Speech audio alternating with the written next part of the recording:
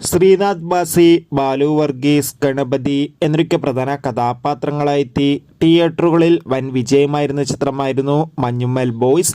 എല്ലാ cinema പ്രേമികളും ഒരേപോലെയായിരുന്നു Manjummel boys എന്ന ചിത്രത്തിൻ്റെ ഓരോ അപ്ഡേഷനും അറിയാൻ വേണ്ടി കാത്തിരുന്നത്. മഞ്ഞുമ്മൽ ബോയ്സ് എന്ന ചിത്രം ഡിസ്നി പ്ലസ് ഹോട്ട്സ്റ്റാർ എന്ന OTT പ്ലാറ്റ്ഫോമിലൂടെയായിരുന്നു OTT റിലീസ് ചെയ്തിട്ടുണ്ടായിരുന്നത്.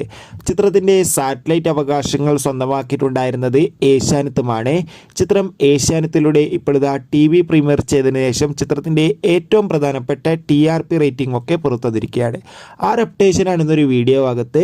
വീഡിയോയിൽ കൊനുമ്പിയിരുന്ന സെപ്റ്റംബർ മാസം ധാരാളം ചിത്രങ്ങൾ OTT റിലീസ് ചെയ്യുകയാണ്. നമ്മുടെ ചാനൽ ഭാഗം പരിശോധിച്ചാൽ നിങ്ങൾക്ക് കാണാൻ വേണ്ടി സാധിക്കുന്നതായിരിക്കും.